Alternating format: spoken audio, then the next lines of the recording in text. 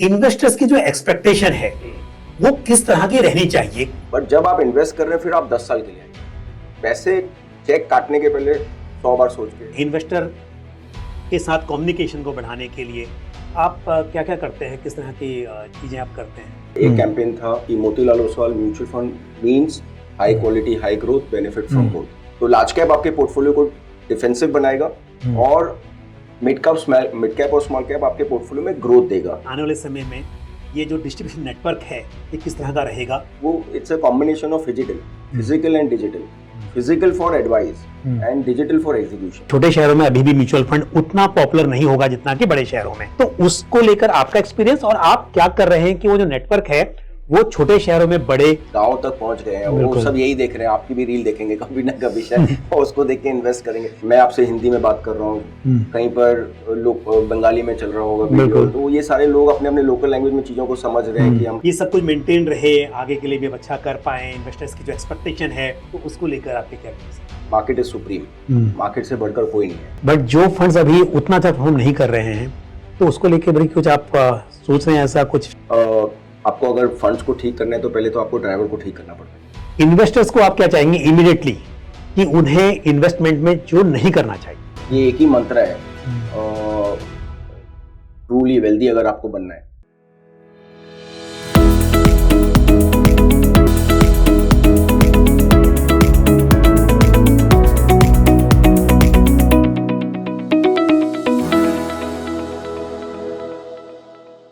नमस्कार, आप देख रहे हैं फंडनामा। मैं हूं पंकज मटपाल।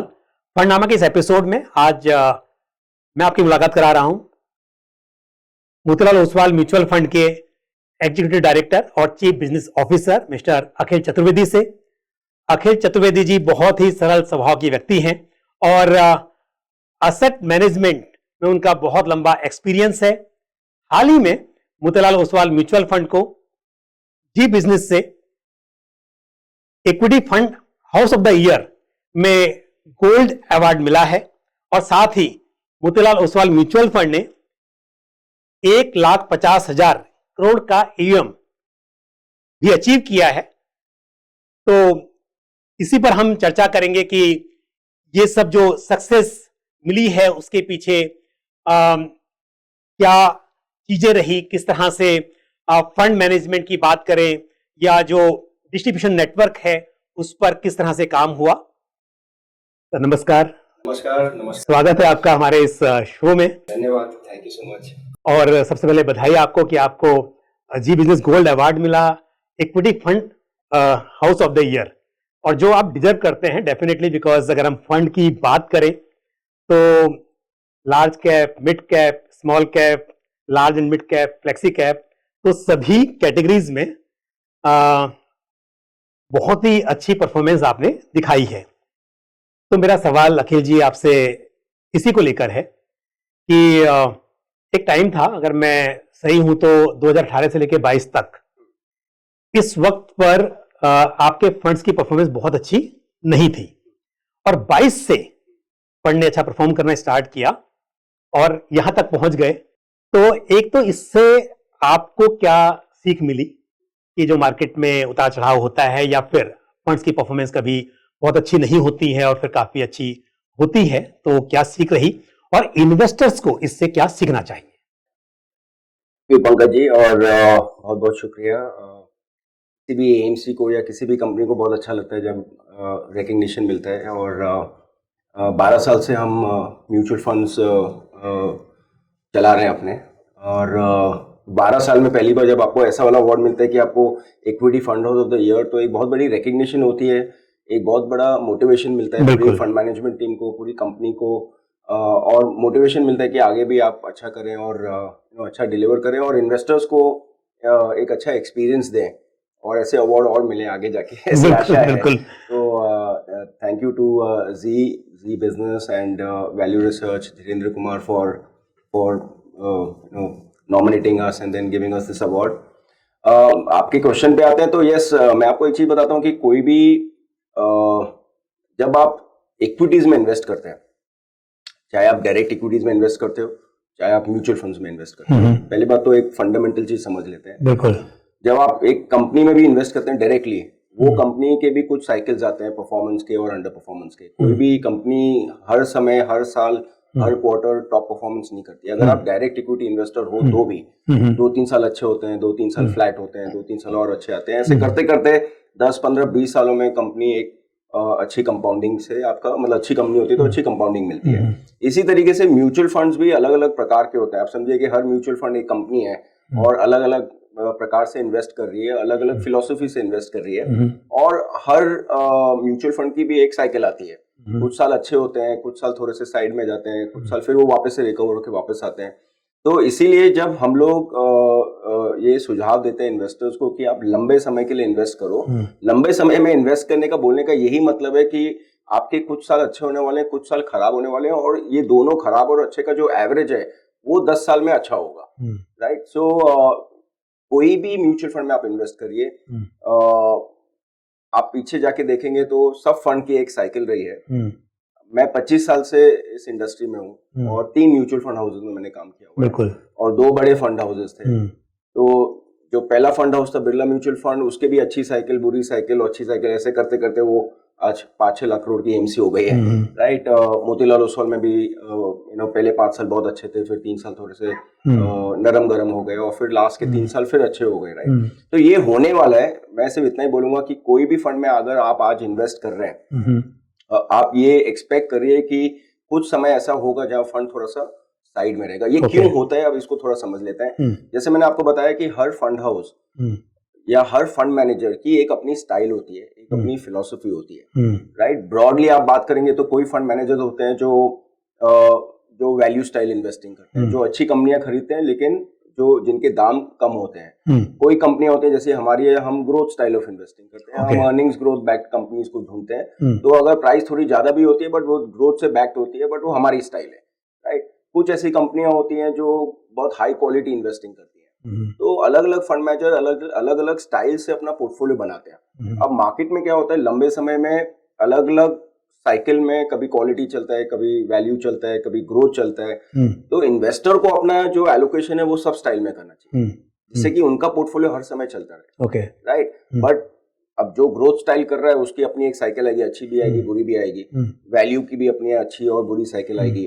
तो इन्वेस्टर को डाइवर्सिफाई कर लेना चाहिए, जिससे कि उनका पोर्टफोलियो चलते रहे धीरे धीरे। और बाकी फंड हाउसेज में ये अप्स एंड डाउन होंगे। इनफैक्ट मैं बताऊंगा कि अगर कोई एक अच्छा फंड हाउस है, उसकी साइकिल खराब है, एक्चुअली जो सबसे सही समय होता है वो वही होता है कि एक अच्छा फंड मैनेजर जिसका परफॉर्मेंस थोड़ा सा म्यूटेड है, तो आपको अच्छी चीज कम प्राइस पे मिल रही है, और फिर वो जब साइकिल से बाहर निकल के आउट परफॉर्मेंस में आता है तो आपको उतना डेल्टा मिल जाता है परफॉर्मेंस में। हमारा ये एक कोशिश रहेगी कि आप अल्फा पे ध्यान दीजिए, आउट परफॉर्मेंस पे ध्यान दीजिए, राइट। एक मीनिंगफुल अल्फा कंसिस्टेंटली अगर आप जितने लंबे समय के लिए आप मेंटेन कर सकते हैं, उतने इन्वेस्टर्स का सेटिस्फैक्शन लेवल हाई रहेगा और चीजें ठीक चलेंगी।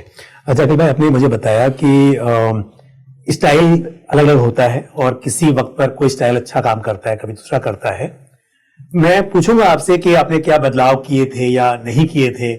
क्या सिर्फ स्टाइल था जिसकी वजह से समय सही आया और फिर फंड्स की परफॉर्मेंस काफी सुधर गई, लेकिन उससे पहले जब वक्त मतलब फंड्स के लिए उतना अच्छा नहीं था, जब परफॉर्मेंस उतनी अच्छी नहीं थी, तो उस वक्त पर आपने अपनी टीम को, म्यूचुअल फंड डिस्ट्रीब्यूटर्स को कैसे, मतलब जो वो वक्त था उस वक्त पर कैसे मोटिवेटेड रखा, उसमें क्या मतलब इंपॉर्टेंट रहा होगा? मुझे तो एक्चुअली खराब समय में सबसे ज्यादा मजा आता है। तो जब खराब समय रहता है, आपका परफॉर्मेंसेस अच्छे नहीं रहते हैं, तो बहुत क्वेश्चंस आते हैं कि परफॉर्मेंस क्यों नहीं आ रहा है, क्या आप कर रहे हो, क्या चेंजेस कर रहे हो, कैसे ठीक होगा, कब ठीक होगा। तो आपके पास इतने क्वेश्चंस आते हैं कि आपको हर समय पे इतनी पढ़ाई लिखाई करनी पड़ती है कि आपको एकदम अप टू डेट रहना पड़ता है कि हो क्या रहा है, क्यों चीजें नहीं चली, क्यों चीजें चलेंगी, क्या बदलाव हो रहा है, और फिर सामने आपको कॉन्फिडेंस देना पड़ता है। तो जो सबसे ज्यादा लर्निंग होती है वो लर्निंग एक्चुअली खराब समय में होती है। अच्छे समय में तो कोई क्वेश्चन पूछता नहीं है, सब डालते ही है, पैसे पूछते भी नहीं है, राइट। बट खराब समय में ऑब्वियसली बहुत सारे क्वेश्चंस आते हैं, और वही हमने करने की कोशिश की कि जो भी कारण थे जिनके कारण परफॉर्मेंस नहीं आया, वो आइडेंटिफाई किया, उसके ऊपर इंट्रोस्पेक्शन की, उसके बाद में उनको हमने किस तरीके से फिक्स किया, उसके बारे में कम्युनिकेशन शुरू किया, और फिर वो एक्चुअली जब हम लोग एग्जीक्यूट कर रहे थे पोर्टफोलियोज में उसके बारे में कम्युनिकेट किया, एंड धीरे धीरे धीरे वो परफॉर्मेंस भी टर्न अराउंड होने लग गया। तो वो पूरा जो एक पीरियड था 3 साल का, उसमें एक चीज जो हमने कंसिस्टेंटली कोशिश की करने की, चाहे शायद सब जगह नहीं पहुंच पाए होंगे, बट बहुत सेमिनार्स, जूम कॉल्स, डिस्ट्रीब्यूटर्स के साथ, डायरेक्टली इन्वेस्टर्स के साथ में, सिर्फ यही बताने के लिए कि ओवरऑल क्या चीजें बदल रही हैं। इनफैक्ट हमने अपोलोजाइज भी किया, अच्छा, फिर हमने चेंजेस भी बताए कि क्या कर रहे हैं, अश्योरेंस भी दिया कि आप बने रहिए, चीजें ठीक होंगी। तो इस समय पे बेसिकली कम्युनिकेशन सबसे जरूरी होता है, और जितना ट्रांसपेरेंटली आप कम्युनिकेट करते हैं, अगर इन्वेस्टर उस पर कन्विक्शन ले लेता है तो बहुत लोग रुके भी। ये मेरा सवाल एक्चुअली ट्रांसपेरेंसी और कम्युनिकेशन को लेकर था, पर वो आपने पहले आंसर दे दिया कि आप काफी फोकस्ड हैं उसके ऊपर। दूसरी बात यह है कि हमने बायसेस काफी देखे हैं और देखे जाते हैं इन्वेस्टमेंट में। जैसे आप भी कह रहे थे कि जब थोड़ा सा फंड की परफॉर्मेंस अच्छी नहीं होती है तो इन्वेस्टर्स निकल जाते हैं या उस वक्त इन्वेस्ट नहीं करते हैं। जब तेजी होती है या कोई फंड बहुत अच्छा परफॉर्म कर रहा होता है तो उसमें ज्यादा पैसा लगाते हैं। तो एक सवाल यहां से निकलता है कि जैसे अगर मैं मोतीलाल ओसवाल म्यूचुअल फंड के ही स्कीम्स की बात करूं तो काफी स्कीम बहुत अच्छा परफॉर्म कर रही हैं। इन्वेस्टर्स की जो एक्सपेक्टेशन है वो किस तरह की रहनी चाहिए? क्योंकि कई बार किसी सेगमेंट में, जैसे हमने देखा स्मॉल कैप बहुत अच्छा कर रहा है तो इन्वेस्टर्स ने बहुत ज्यादा पैसा स्मॉल कैप में ही एलोकेट कर दिया। तो इससे भी इन्वेस्टर्स को क्या सीखना चाहिए कि फंड की परफॉर्मेंस बदलती रहेगी, सेक्टर्स रोटेट होते रहेंगे, या कभी किसी फंड हाउस का फंड बहुत अच्छा परफॉर्म नहीं कर रहा है, बट अगर आप ट्रस्ट करते हो, बिलीव करते हो कि फंड हाउस की फिलॉसफी अच्छी है, मैनेजमेंट अच्छा है, तो परफॉर्मेंस आज नहीं तो कल सुधरने वाली है।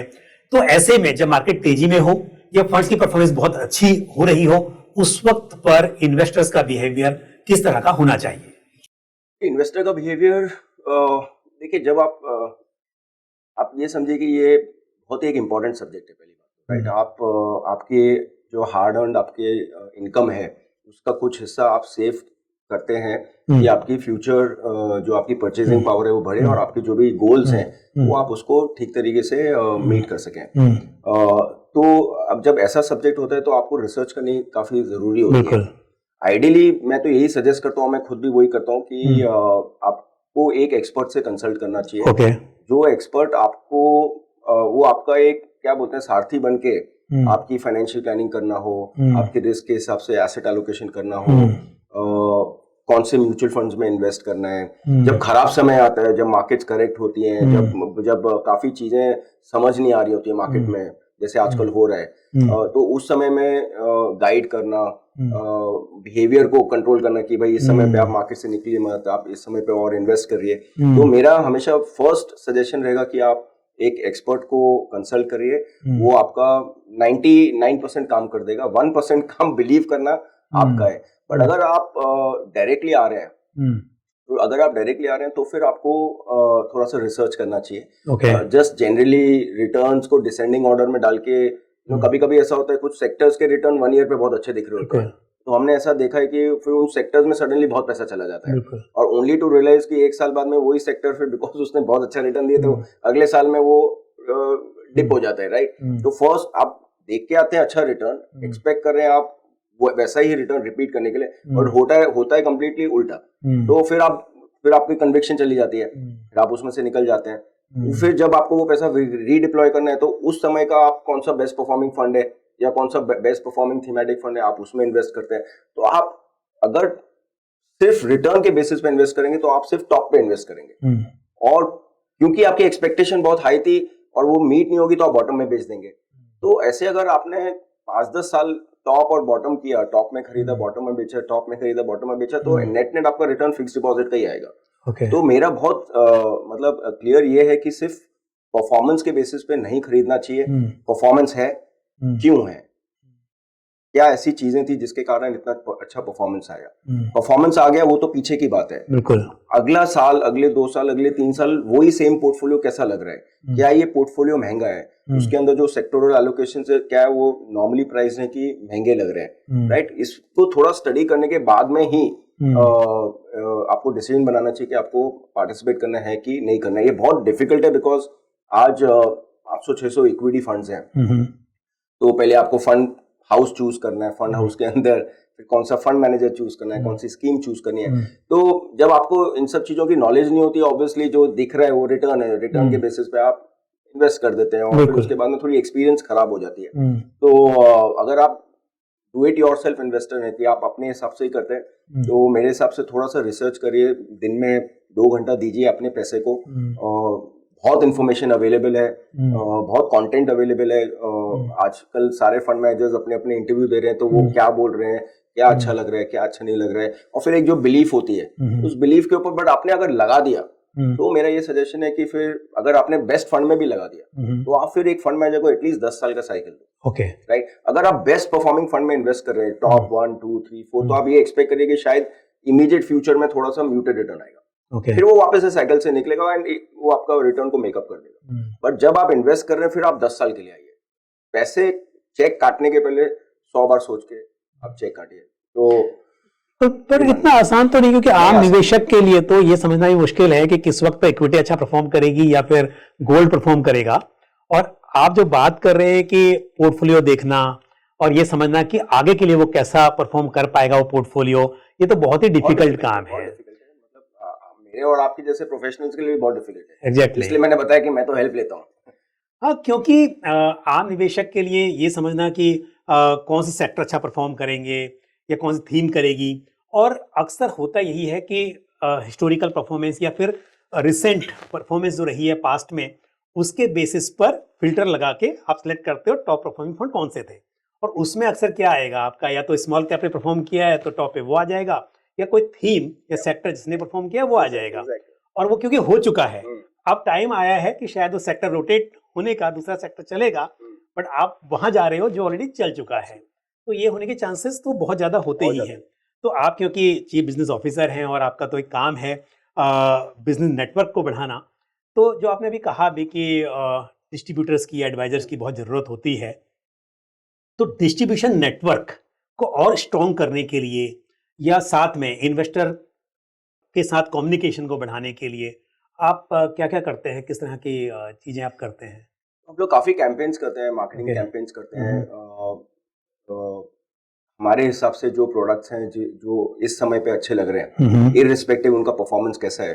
तो अभी हाल फिलहाल में हमने एक ब्रांड कैंपेन किया था जिसमें 2 टाइप के कैंपेन थे। एक कैंपेन था जो हमारी फिलॉसफी को प्रमोट कर रहा था कि Motilal Oswal mutual fund means high quality, high growth, benefit from both. तो एक हमने अपनी फिलॉसफी कम्युनिकेट कर दी कि हम हाई क्वालिटी और हाई ग्रोथ इन्वेस्टर हैं। तो आप हमारे साथ में इन्वेस्ट करेंगे तो आपको एक ग्रोथ स्टाइल की फिलॉसफी मिलेगी। तो ये हमारा ब्रांड कैंपेन था फॉर द एएमसी।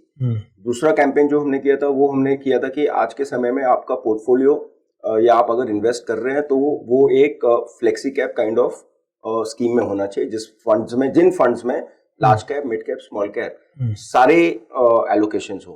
अब इसमें 3-4 कैटेगरीज हैं। जैसे प्योर फ्लेक्सी कैप फंड आप कर सकते हैं, या आप मल्टी कैप फंड कर सकते हैं जिसमें आपका 25% large cap, 25% mid cap, 25% small cap and 25% anything, या आप लार्ज एंड मिड कैप जैसा फंड कर सकते हैं। तो हमने एक कैंपेन किया कि इस समय पे आप डाइवर्सिफाई करिए। इस समय पे लार्ज कैप भी जरूरी है क्योंकि बाजार में वॉलेटिलिटी हो सकती है, ड्रॉडाउन्स, करेक्शंस हो सकते हैं, बिकॉज जो आपका जियोपॉलिटिकल सिस्टम थोड़ा सा वल्नरेबल है। तो लार्ज कैप आपके पोर्टफोलियो को डिफेंसिव बनाएगा और मिड कैप और स्मॉल कैप आपके पोर्टफोलियो में ग्रोथ देगा। तो अलग अलग समय पे हम अलग अलग कैटेगरीज को प्रमोट करते हैं जहां पर हमारा कन्विक्शन हाई रहता है। तो आज की तारीख में आप जितने चाहे हमारे ब्रांड कैंपेन्स हो जो कि न्यूज़पेपर्स में भी एड्स आई, टीवी पे भी हमने एडवर्टाइजमेंट किया, और डिजिटली सोशल मीडिया पे भी हमने एडवर्टाइजमेंट किया, तो होपिंग कि हम सही कम्युनिकेशन सही इन्वेस्टर तक पहुंच पाए, राइट। और सेम कम्युनिकेशन हम लोग हमारे डिस्ट्रीब्यूटर्स के साथ में जब सेमिनार्स करते हैं, रोड शोज करते हैं, ट्रेनिंग प्रोग्राम्स करते हैं, तो हम उनको डिटेल में समझाते हैं कि मार्केट में क्या हो रहा है, कौन से सेगमेंट में क्या अपॉर्चुनिटी है, वैल्यूएशंस कैसी लग रही हैं, अर्निंग्स ग्रोथ फ्यूचर में कैसा लग रहा है, और उसके हिसाब से कौन से प्रोडक्ट्स हैं जो आपको इंक्रीमेंटली प्रमोट करने चाहिए, not on the basis of return. आप हमारे केस में देखेंगे कि मिड कैप में अभी भी मिड कैप में बहुत ज्यादा इंटरेस्ट है और मिड कैप में फ्लोज बहुत ज्यादा आते हैं, लेकिन जब मैं और मेरी सेल्स टीम कम्युनिकेट करती है डिस्ट्रीब्यूटर से या इन्वेस्टर से, तो हम flexi cap, large and mid cap और मल्टी कैप की बात कर रहे हैं। मेरे हिसाब से जो एक एएमसी बोल रही है उस पर ज्यादा ध्यान देना चाहिए, ना सिर्फ कि परफॉर्मेंस में क्या दिख रहा है। मिड कैप आज भी हमारा टॉप परफॉर्मिंग फंड है, लेकिन व्यू या सजेशन हमारा ये है कि आप एक डाइवर्सिफाइड फंड जो अक्रॉस मार्केट कैप बकेट में इन्वेस्ट कर रहा हो। तो हमारा ये कंटिन्यूस एक ऑब्जेक्टिव रहता है, स्पेशली डिस्ट्रीब्यूटर्स के साथ में, कि ट्रेनिंग करते रहो इनकी। अच्छा, बहुत ज्यादा नॉलेज, बिकॉज अब हमारा जो बिजनेस है या हमारी जो ओवरऑल कंपनी है, इक्विटीज में ही है सारी चीजें, मतलब राइट फ्रॉम इन्वेस्टमेंट बैंकिंग से लेके प्राइवेट इक्विटी से लेके प्राइवेट वेल्थ है, एसेट मैनेजमेंट है, सारे बिजनेसेस इक्विटी से, 100 के ऊपर एनालिस्ट हैं। तो यहाँ पर हमारे पास में काफी कंटेंट है इक्विटीज के ऊपर, मैक्रो पे क्या व्यू है, अर्निंग्स ग्रोथ पे क्या व्यू है, कौन से सेक्टर्स अच्छे हैं, कौन से सेक्टर्स अच्छे नहीं है। तो वो सारा इन्फॉर्मेशन जो हमारी कंपनी में ग्रुप में अवेलेबल है, उसको हम एक तरीके से क्यूरेट करके फिर नीचे डाउनलोड करते हैं। आप जितना ज्यादा एम्पावर करेंगे आपके इन्वेस्टर्स को और डिस्ट्रीब्यूटर्स को नॉलेज के साथ, तो वो लोग शायद सही डिसीजन अपने फ्यूचर के लिए ले पाएंगे। तो बहुत सारा हमारा जो फोकस है वो नॉलेज और रिसर्च पे है। Knowledge based selling, then return based selling. बिल्कुल, देखिए आपने बताया कि इन्वेस्टर कम्युनिकेशन पर आप ध्यान देते हैं, तो डेफिनेटली की बात जो है वो पहुंचनी चाहिए इन्वेस्टर तक। तो एक तो डायरेक्टली उस पर आप काम कर रहे हैं, दूसरी बात क्योंकि आपकी बात को या आपकी फिलॉसफी को पहुंचाने के लिए डिस्ट्रीब्यूशन नेटवर्क जो है उसकी भी ज़रूरत है, और आपने वो भी कहा कि उनको ट्रेनिंग पर ध्यान देते हैं। लेकिन अब यहाँ पर दो चीज़ें हैं, एक तो है कि जो MFDs हैं वो भी डेफिनेटली हेल्प करते हैं इस सिस्टम में, दूसरी बात जो बड़े डिस्ट्रीब्यूटर्स हैं वो भी हैं, बट उसके अलावा जो फिनटेक प्लेटफॉर्म्स हैं, क्योंकि आज की तारीख में अगर इंडस्ट्री ग्रो कर रही है और इन्वेस्टर्स जुड़ रहे हैं, तो उसमें फिनटेक का भी रोल है, इस तरह के प्लेटफॉर्म जो भी हैं। तो आपको क्या लगता है कि आने वाले समय में क्या चीज़ें ज़्यादा काम कर पाएंगी? क्या सब कुछ ही इम्पोर्टेंट है, मतलब इस नेटवर्क में, डिस्ट्रीब्यूशन में सभी का अपना रोल है? और जैसा आपने भी कहा था कि एक आपको सारथी चाहिए होता है, तो वहाँ पे शायद फिनटेक प्लेटफॉर्म काम नहीं कर पाएगा। तो इसको आप कैसे देखते हैं कि आने वाले समय में ये जो डिस्ट्रीब्यूशन नेटवर्क है ये किस तरह का रहेगा, और क्या उम्मीदें रखनी चाहिए इससे? अच्छा क्वेश्चन है। सो फिनटेक प्लेटफॉर्म्स जनरली आज की तारीख में जो है वो सारे एग्जीक्यूशन ओनली प्लेटफॉर्म्स हैं। अच्छा, टिपिकली ये रजिस्टर्ड इन्वेस्टमेंट एडवाइजर हैं, इनकी एक दुकान है, जैसे अमेजन है, आप अमेजन में जाइए, जो आपको खरीदना है खरीदिए, अमेजन आपको नहीं बोलता है कि ये लो कि वो लो, राइट? तो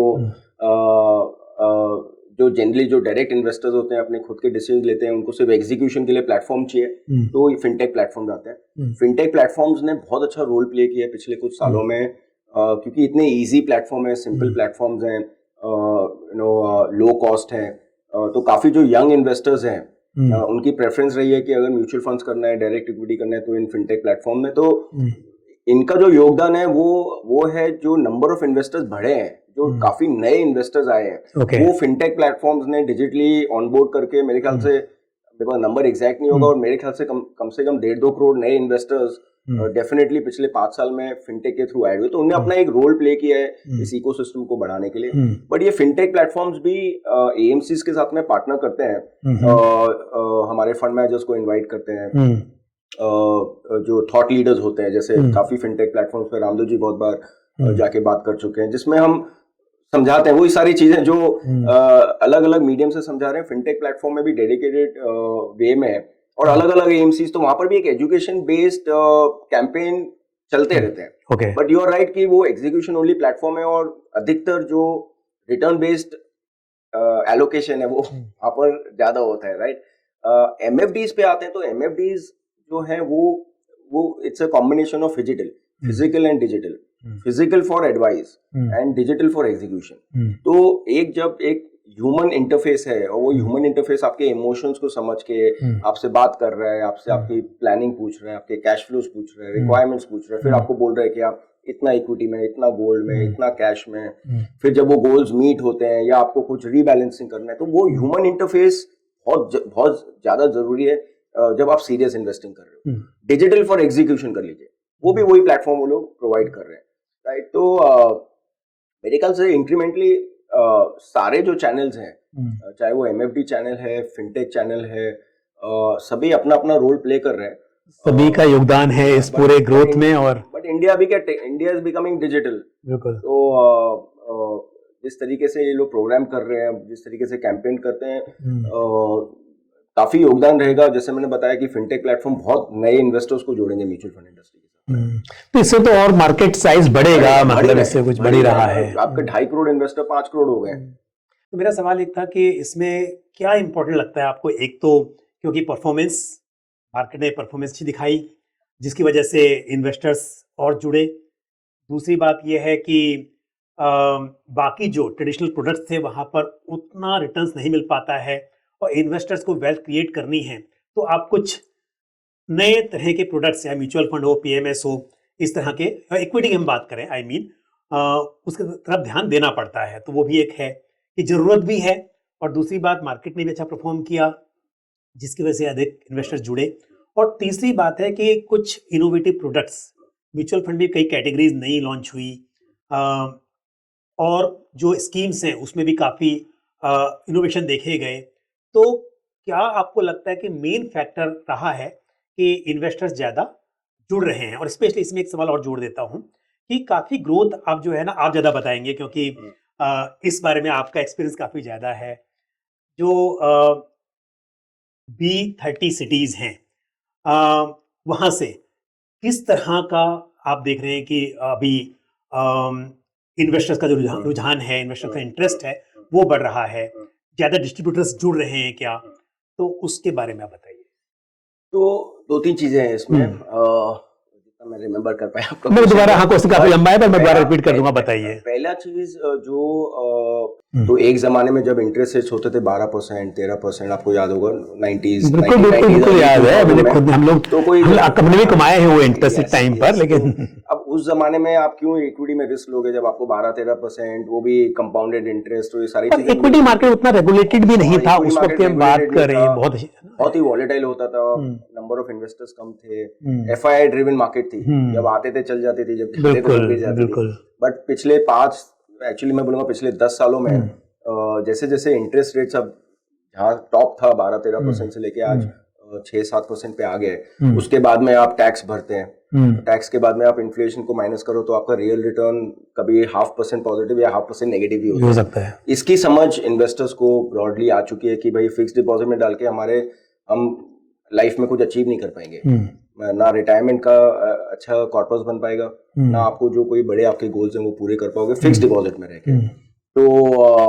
तो एक पॉइंट वो था जो ये हो गया जरूरत, मतलब कि अब जरूरत भी है इन्वेस्टर्स कौन से ऐसे एसेट क्लास में जाए जहां पर आपको इन्फ्लेशन से 4-5% ज्यादा रिटर्न मिले, जिससे आपका नेट परचेजिंग पावर आगे इंप्रूव हो, राइट?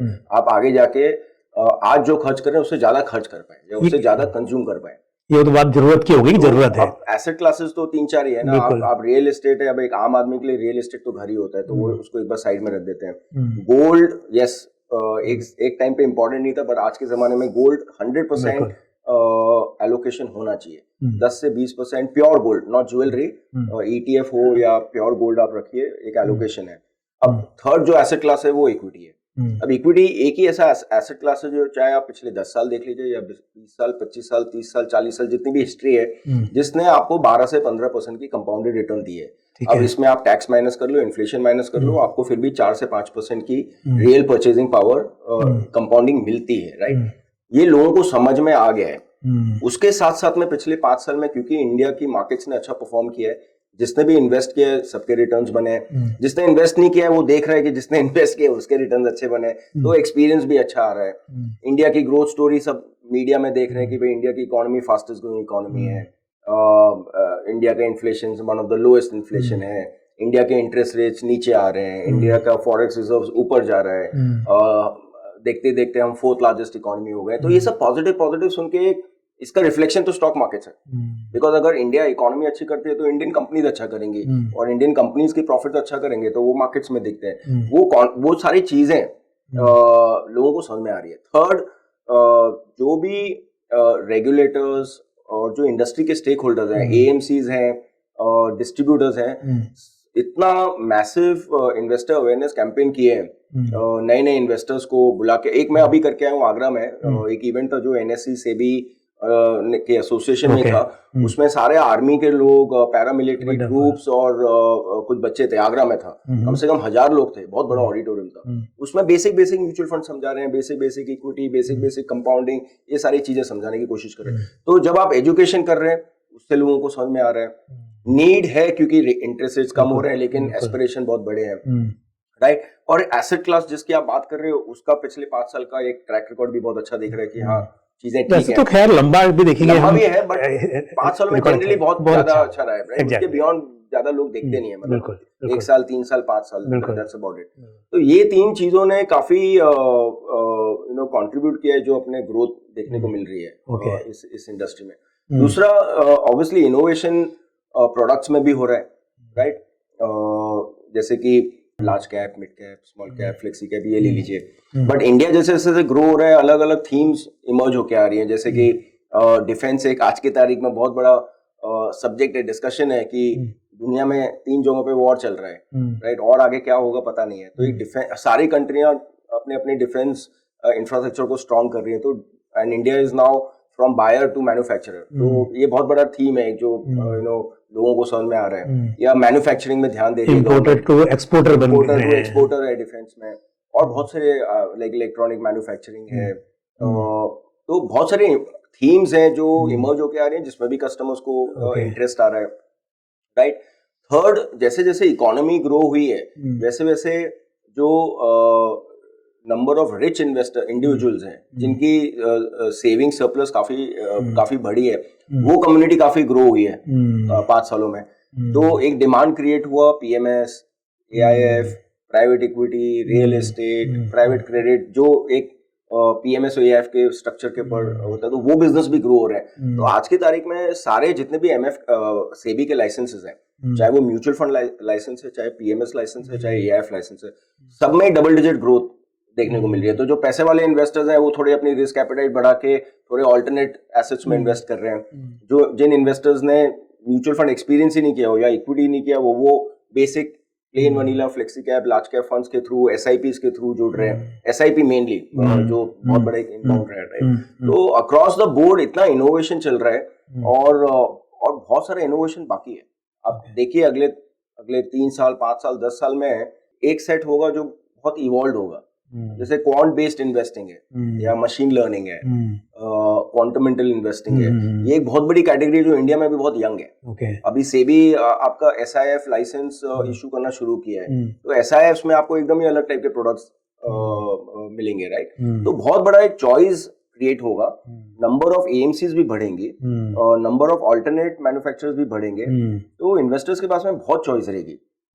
जिस तरीके से उनकी रिस्क एपेटाइट है, जिस तरीके से उनकी इन्वेस्टमेंट करने की कैपेसिटी है, उसके हिसाब से बहुत सारे प्रोडक्ट्स में आप चूज कर सकते हैं और डाइवर्सिफाई कर सकते हैं। एसेट क्लासेस में भी डाइवर्सिफाई कर सकते हैं, प्रोडक्ट्स में भी डाइवर्सिफाई कर सकते हैं और मैन्युफैक्चरर में भी डाइवर्सिफाई कर सकते हैं। मतलब जरूरत भी है इन्वेस्टर्स को आज की तारीख में कि वो इन्वेस्ट करें इक्विटी में। दूसरी बात यह है कि अवेयरनेस क्रिएट हुई जिसकी वजह से और इन्वेस्टर्स आए।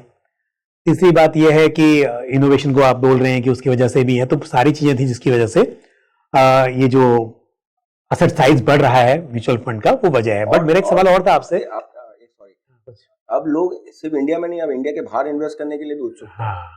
अनफॉर्चुनेटली वो लिमिट्स सब फ्रीजन अप है, बट गिफ्ट सिटी के थ्रू आप देखिए बहुत फंड्स आने वाले हैं। तो आप सिर्फ इंडिया में मत इन्वेस्ट करिए। आपको लगता है कि अमेरिका अच्छा करेगा, आप अमेरिका में जाके इन्वेस्ट करिए। आपको यूरोप अच्छा लगता है, यूरोप में करिए। तो आपको मतलब बहुत ज्योग्राफिकल डाइवर्सिफिकेशन भी पॉसिबल है आपके लिए, है मार्केट कैप डाइवर्सिफिकेशन है, एसेट क्लास डाइवर्सिफिकेशन है। The key to financial planning, और आप ये समझते हैं financial planning is basically to diversify your risk, and you do diversify risk amongst multiple things which are not correlated with each other. जितना correlation asset classes के बीच में कम रहेगा, उतनी आपकी रिस्क स्प्रेड हो जाएगी। तो आपका वॉलेटिलिटी पोर्टफोलियो भी कम हो जाएगी और रिटर्न्स आपके स्टेबल हो जाएंगे।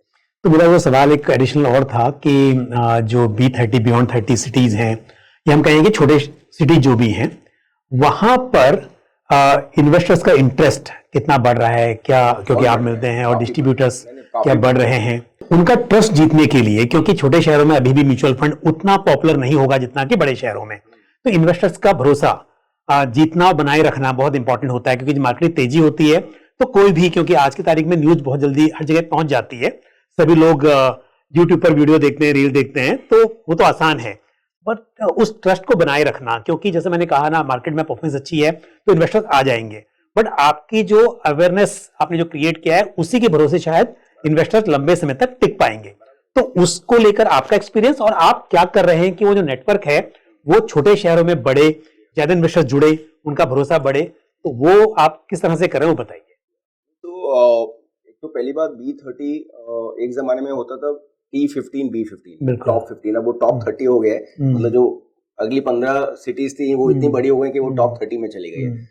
तो इंडिया में भी जो प्रॉस्पेरिटी है वो अभी नीचे नीचे तक जा रही है। बिल्कुल। आप छोटे छोटे जो शहरों में जाएंगे वहां भी अच्छी सड़कें बन रही हैं। क्विक कॉमर्स मैं बताऊं आपको, छोटे शहरों में सब जगह है। जहां मतलब पहले ना शायद लोग ऑनलाइन शॉपिंग को समझते ही नहीं थे, अभी वहां भी जो क्विक कॉमर्स प्लेटफॉर्म आए हैं वो अच्छा बिजनेस कर रहे हैं, तो इसका मतलब एक्सेप्टेबिलिटी है। तो उसी को लेकर मैंने पूछा म्यूचुअल फंड के बारे में आपका एक्सपीरियंस छोटे शहरों से कैसे है। 150 करोड़ की आबादी है हमारे कंट्री में, 100 करोड़ लोगों के पास में स्मार्टफोन है। अब 100 करोड़ में तो गांव तक पहुंच गए हैं, वो सब यही देख रहे हैं, आपकी भी रील देखेंगे कभी ना कभी शायद और उसको देख के इन्वेस्ट करेंगे। तो thanks to technology information dissemination बहुत सीमलेसली हो रहा है। और मैं आपसे हिंदी में बात कर रहा हूँ, कहीं पर लोग बंगाली में चल रहा होगा वीडियो, तो ये सारे लोग अपने अपने लोकल लैंग्वेज में चीजों को समझ रहे हैं कि हम क्या बोल रहे हैं। फिर बार बार अलग अलग लोग अलग अलग चीजें, सेम चीज की इन्वेस्टिंग, सेविंग, ये सारी चीजें, तो ये इन्फॉर्मेशन काफी आ रही है। दूसरा B30 में डिस्ट्रीब्यूशन भी काफी बढ़ रहा है। जो MFDs हैं छोटे छोटे मार्केट्स में, मैं अभी एक MFD से मिला था मैं पिछले संडे को, वो अकोला शहर से था। अच्छा। अकोला बहुत छोटा शहर है, वहाँ पर डायरेक्ट एयरपोर्ट भी नहीं है, विदर्भ में, राइट, विदर्भ में, और मतलब वेदर भी काफी एक्सट्रीम होते हैं। बट उस MFD का अकोला शहर में 250 करोड़ का AUM था, और उसके साथ में एक और था जिसका 100 करोड़ था, तो दो MFD के बीच में 350 करोड़ था अकोला शहर में, या उसके आसपास के कुछ थोड़े जो होंगे। तो इससे आप अंदाजा लगा सकते हो कि छोटे छोटे शहरों में भी कितना पैसा है। ओनली थिंग, काफी हद तक ये पैसा बाय डिफॉल्ट FDs में जाता था, या लैंड में जा रहा था, या गोल्ड में जा रहा था। अब उसका कुछ हिस्सा जो है, क्योंकि आप वहां पर इंटरफेस है, डिस्ट्रीब्यूटर्स हैं, शायद टेक्नोलॉजी डिजिटल है, लोग बाग अपना एसेट एलोकेशन को चेंज कर रहे हैं, इसलिए इन छोटे छोटे शहरों से भी काफी इन्फ्लोज आ रहे हैं। मेरे हिसाब से रफली इंडस्ट्री में 70-30 का रेशियो चल रहा है, 70% टॉप 30 एंड 30% B30, और ज्यादा SIP की ग्रोथ भी नीचे हो रही है, नीचे के सेगमेंट से, जो बेस्ट तरीका है। जिन लोगों का एक्सपीरियंस बहुत ज्यादा रहा नहीं है म्यूचुअल फंड्स में, उनको SIP के थ्रू अंदर लाने से वो रिस्क जो होती है कि आपने एक साथ में 1 लाख रुपए डाल दिया और मार्केट 20% गिर गया, तो सच्ची में घबरा जाएंगे। बट अगर उन्होंने वो 1 लाख 5-5 हजार करके 1.5-2 साल में डाला, तो उन्होंने ऊपर नीचे एवरेज किया, तो उनका 20% नहीं गिरता है। 1 लाख का 1 लाख तो रहेगा एटलीस्ट, राइट। तो अधिकतर जो ग्रोथ आ रही है B30 से SIPs के थ्रू आ रही है, which is a very good way of investing. And या अगेन आई थिंक जिस तरीके से MFDs वहां पर मतलब मेरे पास में जो IPs की रिक्वेस्ट आती है, इन्वेस्टर अवेयरनेस प्रोग्राम्स हैं जिसमें मतलब कुछ एक हिस्सा होता है, हम अपनी स्कीम में चार्ज करके अवेयरनेस के लिए कर सकते हैं, तो काफी जो छोटे शहर हैं वहां से IP के रिक्वेस्ट आ रहे हैं। तो ये सब कारण है कि क्यों आपको छोटे शहरों में भी, और अभी तो मतलब 2/3 इंडिया वहीं है। तो आप सोचे कि अभी 5 करोड़ इन्वेस्टर है, धीरे धीरे ये जुड़ेंगे, एक टाइम में उल्टा हो जाएगा, 70% वहां से आएगा, 30% टॉप 30 से आएगा, ऐसा होगा। अच्छा अखिल जी बताइए कि जब मैंने पूछा आपसे कि जब मार्केट की परफॉर्मेंस की बात करें या आपके फंड्स की परफॉर्मेंस उतनी अच्छी नहीं थी, तो उस वक्त अपनी टीम का मोराल मेंटेन करने के लिए या डिस्ट्रीब्यूटर्स का मोराल मेंटेन करने के लिए आप क्या करते हैं? आपने बड़ा अच्छा एक्सप्लेन किया उस चीज़ को। बट जब सक्सेसफुल होते हैं आप, क्योंकि इस वक्त पर डेफिनेटली आपकी फंड्स की परफॉर्मेंस बहुत अच्छी है और समय भी अच्छा चल रहा है सब कुछ, तो इस वक्त पर किन बातों का ध्यान रखना चाहिए कि ये सब कुछ मेंटेन रहे, आगे के लिए भी अब अच्छा कर पाएं, इन्वेस्टर्स की जो एक्सपेक्टेशन है जो आपसे बनी हुई है उससे आप उसको मीट कर पाएं, तो उसको लेकर आपके क्या व्यूज हैं? तो मेरे एक्सपीरियंस के हिसाब से तो जब अच्छा समय चल रहा होता है तो अपना सर को नीचे रखिए, बहुत हम्बल रहिए। मार्केट है, मार्केट इज सुप्रीम, मार्केट से बढ़कर कोई नहीं है, और आपका परफॉर्मेंस आया है वो भी मार्केट ने दिया है, और आगे परफॉर्मेंस नहीं आएगा तो भी मार्केट ही लेके जाएगा। तो जब अच्छा समय रहता है तो आप बहुत हम्बल रहिए, डाउन टू अर्थ, एक्सपेक्टेशंस को कम करिए। जैसे जो भी हमारे रिटर्न्स आए होंगे, लेकिन मैं इंक्रीमेंटली नहीं बोलता हूँ कि ये सब ऐसे टाइप के रिटर्न्स आपको एक्सपेक्ट करने चाहिए। आप सही बातें करो, कम्युनिकेट सही करो, सही प्रोडक्ट्स को रेकमेंड करो, और मतलब ये बस एरोगेंस नहीं आना चाहिए मेरे हिसाब से। घमंड ये बहुत ही विनाश काले, मतलब घमंड आ गया तो बहुत बहुत तकलीफ है। तो मैं अपने आप को बहुत कोशिश करता हूँ ग्राउंडेड रखने के लिए। ये हो गया वो सब पीछे है, मतलब बहुत अच्छा काम किया फंड मैनेजर्स ने। मैंने क्या किया है? नहीं, आपका बहुत बड़ा रोल है, क्योंकि मैं जो बता रहा था ना, कई बार लोग समझते नहीं इस चीज को, और आप मेरी बात से सहमत होंगे कि ये जो नेटवर्क है उसको बढ़ाना भी बहुत जरूरी है। आपकी चीज अच्छी है, पर वो कैसे पहुंचेगी, वो उसका चैनल कुछ भी हो सकता है, पर उसको पहुंचाने में आप क्या रोल प्ले कर रहे हैं, कैसे पहुंच रहा है, आप कैसे सही आइडेंटिफाई कर रहे हैं। मैं आपको बड़ा पंकज जी, फॉर्चुनेट कि ऐसे कंपनी में है जहाँ पर जो हमारे प्रमोटर्स हैं वो अभी भी, आप उनको अगर आप बिल्डिंग में ही है, आप अगर उनको देखेंगे आज भी उतनी मेहनत कर रहे हैं, इतने हम्बल हैं। वो तो मैं रामदेव जी को मतलब मिलता हूँ, या मुझे मालूम है कि वो आप रिसेंट पोस्ट देखेंगे तो उन्होंने तो सारे फॉरेन की चीजों को भी छोड़ दिया, राइट? तो सब कंप्लीट इंडियन हो गए। जब हमारी उनसे बातें चलती हैं तो हम 1.5 लाख हो गया, ठीक है, बहुत अच्छी बात है, बट हमारा ड्रीम 1.5 लाख नहीं है, हमारा ड्रीम बहुत बड़ा है। एक एक एएमसी कितनी बड़ी हो सकती है, कितना बड़ा अपॉर्चुनिटी है। तो हम लोग तो ये 1.5 लाख हो इस सब का बारे में बातें नहीं कर, सोच ही नहीं रहे। हम लोग तो सोच रहे हैं कि अगले 25 साल में कैसे मतलब यहाँ से 10 गुना 20 गुना कैसे बन सकते हैं। और वो तभी होगा जब आप अच्छा काम करेंगे, हम्बल रहेंगे, प्रोडक्ट इनोवेशन करेंगे, ग्राउंड पे रहेंगे, क्लाइंट से इंटरेक्ट करेंगे। बट अपॉर्चुनिटी साइज बहुत बड़ी है। एक फंड मैनेजर जो होता है, जो फंड मैनेजर है, जब हम लोग इंटरेक्ट करते हैं तो हम उससे पूछते हैं कि तुम लोग कंपनी ढूंढते कैसे हो। वो क्या बोलते हैं, हम जो कंपनी जिस सेक्टर में ढूंढते हैं पहले उस देखते हैं कि इस सेक्टर में अपॉर्चुनिटी साइज कितनी बड़ी है। मुझे एक, सॉरी बीच में इंटरप्ट हुआ, अब टीम कितनी बड़ी हो गई अभी, इन्वेस्टमेंट टीम?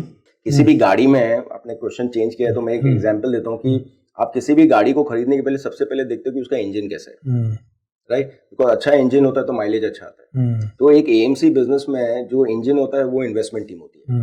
अगर वो ठीक से माइलेज देती है तो बाकी सारे कंपोनेंट ठीक, टायर भी ठीक से चलता है, गाड़ी स्मूथ रहती है, सस्पेंशन भी काम सब ठीक चलता है। तो म्यूचुअल फंड इंडस्ट्री में इन्वेस्टमेंट टीम बहुत ही एक जो कोर है, और वो उसमें ही इन्वेस्ट करना चाहिए। बाकी सारी चीजें मेरे हिसाब से ठीक रहती है। नहीं, आप बता रहे थे इन्वेस्टमेंट के बारे में, तो मैंने सोचा कि टीम कितनी बड़ी भी समझ लो आपसे, क्योंकि जो परफॉर्मेंस आपकी काफी मतलब इम्प्रूव हुई, तो क्या उसमें कुछ इस बात का भी तो फंड मैनेजर्स बढ़ाए। पहले हमारे 4 फंड मैनेजर होते थे, आज अभी 2 फंड मैनेजर और ज्वाइन किए, तो शायद 10 या 12 फंड मैनेजर हो गए। बहुत बड़ी एनालिस्ट टीम है, डीलिंग टीम है, और साथ ही साथ हमने जब वो खराब समय आया था तो उसमें हमने रिस्क मैनेजमेंट टीम को भी जोड़ा। तो 3 लोगों की रिस्क मैनेजमेंट टीम है। जो भी इन्वेस्टमेंट कमेटी ने पॉलिसीज बनाई है वो रिस्क मैनेजमेंट इंश्योर करता है कि फंड मैनेजर उसको एग्जीक्यूट करे। तो फंड मैनेजर आइडिएशन करता है, पोर्टफोलियो बनाता है, रिटर्न्स जनरेट करता है, बट रिटर्न्स को स्टेबल रखने के लिए आप फंड मैनेजर्स को थोड़ा सा गार्डरेल रखने के लिए एक रिस्क मैनेजमेंट टीम है। तो ये सारी चीजें हमने काफी इन्वेस्ट किया है इसमें पिछले कुछ सालों में, और काफी अच्छा टैलेंट घर में था जो बड़े हुए हैं, और काफी टैलेंट हम इंडस्ट्री से भी हमने एक्वायर किया है। दोनों म्यूचुअल फंड्स के लिए, ऑल्टरनेट्स के लिए। और तो आपके काफी फंड तो बहुत अच्छा परफॉर्म कर रहे हैं, मैंने शुरुआत में ये नाम भी लिए थे, बट जो फंड्स अभी उतना अच्छा परफॉर्म नहीं कर रहे हैं, तो उसको लेके बड़ी कुछ आप सोच रहे हैं, ऐसा कुछ स्ट्रेटजीज या कुछ तरह की चीजें हैं? जैसे कि हम स्पेशली बात करें हाइब्रिड कैटेगरीज में, मल्टी एसेट लोकेशन में, उस तरह से। और दो फंड से हमारे, एक फोकस फंड और एक हाइब्रिड फंड कैटेगरी, जिसमें कि हमारा एक बैलेंस एडवांटेज फंड है और एक मल्टी एसेट फंड था। तो आपको अगर फंड्स को ठीक करना है तो पहले तो आपको ड्राइवर को ठीक करना पड़ता है। तो बस हाल फिलहाल में ही अंकित अग्रवाल हम फंड मैनेजमेंट ज्वाइन किया, हमको यूटीआई से बहुत अच्छा ट्रैक रिकॉर्ड है। तो उसको फोकस फंड दिया है। अच्छा, एक फ्रेश स्टेट से उसको ठीक तो करना है, बिकॉज बहुत बड़ी कैटेगरी है, बहुत इंपॉर्टेंट कैटेगरी है। तो ड्राइवर चेंज किया है। अब होपिंग दैट जैसे निकेत ने मिड कैप फंड ठीक किया, फ्लेक्सी कैप फंड ठीक किया, अजय खंडेलवाल ने large and mid cap fund बहुत अच्छा चलाया है, स्मॉल कैप फंड बहुत अच्छा कर रहे हैं, Atul Mehra large cap fund बहुत अच्छा चला रहा है। उसमें थोड़ा सा चेंजेस करके अंकित अग्रवाल को हमने अभी रिसेंटली हायर किया है। Point number 1, balance advantage fund में हमने हमारे जो CIO है निकेत, उसी को दिया है ठीक करने के लिए। तो अभी शॉर्ट टर्म में थोड़ा सा चेंजेस दिख रहे हैं। मल्टी एसेट फंड एक बार के लिए हमने उसको बैफ में मर्ज कर दिया। बट फिलहाल कंसंट्रेशन है फोकस फंड और बैलेंस एडवांटेज फंड, बिकॉज ये दोनों कैटेगरी बहुत बड़ी है, इंपॉर्टेंट कैटेगरी है। तो आज देखेंगे मेरा 97% पोर्टफोलियो आउट परफॉर्म कर रहे हैं, 3% में ये 2 प्रोडक्ट है। विजन बहुत क्लियर है हाँ? सब क्या करना है। नहीं, अच्छा लगता है क्योंकि मैं फंड को कैसे मैनेज कर रहे हैं ये बात तो फंड मैनेजर से भी जान सकता हूं, लेकिन आपसे मेरा उद्देश्य यही था समझने का कि एक इन्वेस्टर के इंटरेस्ट में यही इंपॉर्टेंट होता है कि फंड की परफॉर्मेंस जो है वो कैसी है, क्योंकि हम जानते हैं पास्ट रिटर्न से इस बात की गारंटी नहीं मिलती है या इंडिकेशन भी नहीं मिलता है कि फ्यूचर में ऐसी परफॉर्मेंस रहेगी।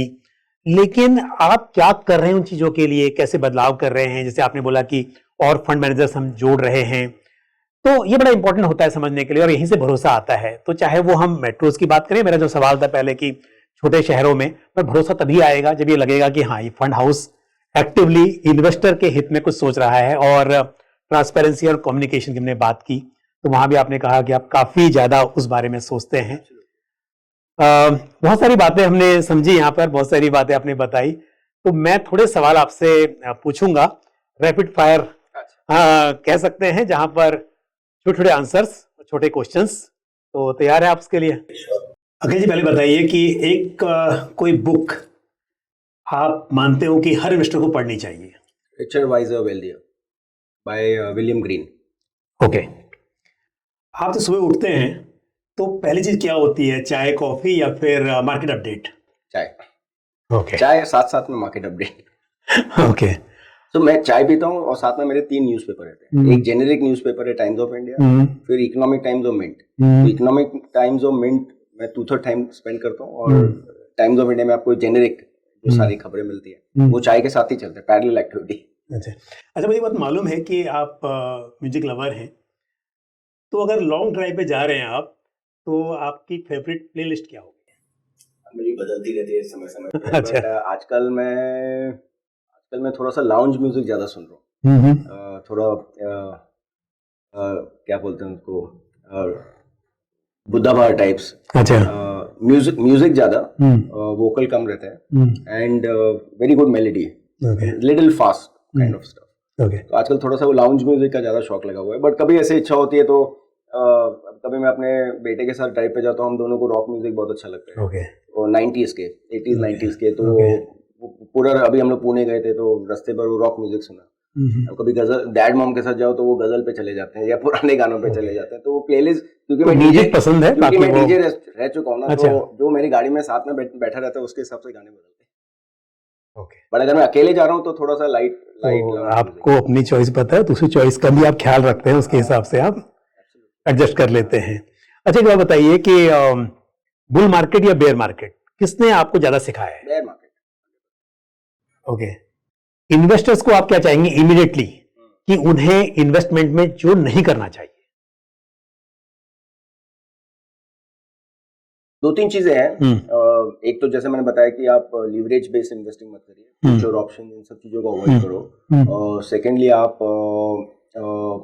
रिटर्न से प्योरली रिटर्न के बेसिस पे डिसेंडिंग ऑर्डर में आप इन्वेस्ट मत करिए। मतलब एक फैड को मत फॉलो करो, थोड़ा सा दिमाग लगा के कोई फंड 7th 8th रैंकिंग है बट आपको अच्छा लग रहा है तो उसमें इन्वेस्ट करिए। तो रिटर्न बेस्ड इन्वेस्टिंग की जगह फंडामेंटल बेस्ड इन्वेस्टिंग आप करिए, करना चाहिए आइडियली।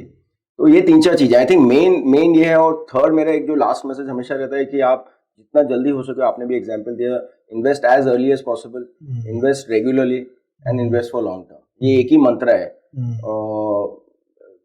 ट्रूली वेल्दी अगर आपको बनना है। हर समय पे इन्वेस्ट करना है, जितना जल्दी हो सके स्टार्ट करिए, और जब तक आप कर सकते हो, होल्ड कर सकते हो, आप होल्ड करिए। That is the only way you can become. So last question, what is more difficult to winning the trust or retaining it? Retaining it. Akhil ji, बहुत सारी बातें आपने बताई, अब खुल के बात की, और वैसे भी खैर आपसे तो मैं ऑफ द रिकॉर्ड भी बात करता हूं, तो आप हमेशा इस तरह की बातें करते हैं, और मुझे उम्मीद है कि ये जो डिस्कशन रहा ये हमारे व्यूअर्स के लिए बहुत हेल्पफुल होगा, उन्हें क्या करना चाहिए, क्या नहीं करना चाहिए। और एक बात हमने बहुत अच्छी की थी कि जब सक्सेसफुल आप होते हैं उस वक्त पर किस तरह से ग्राउंडेड रहना वो इंपॉर्टेंट है, और जब इतना अच्छा समय नहीं चल रहा होता है किसी भी वक्त पर, चाहे फंड की परफॉर्मेंस हो या लाइफ में हो, तो उस वक्त पर किस तरह से आप मोटिवेटेड रहें और पॉजिटिव थिंकिंग हो। तो मुझे उम्मीद है काफ़ी अच्छी चर्चा रही है, और थैंक यू वेरी मच, आपने समय निकाला आज और इस डिस्कशन में पार्ट लिया। तो हमने अखिल जी से आज बात की बहुत विस्तार से। मुझे उम्मीद है ये जानकारी जो भी उन्होंने शेयर की ये आपको अच्छी भी लगी होगी, आपके काम भी आएगी। आज की इस वीडियो में इतना ही। आपको कोई भी सवाल या सुझाव हो तो आप कमेंट बॉक्स में पोस्ट कर सकते हैं। इसी के साथ मुझे भी दीजिए इजाजत। अगले एपिसोड में फिर किसी इंपॉर्टेंट टॉपिक के साथ आपसे मुलाकात होगी। धन्यवाद।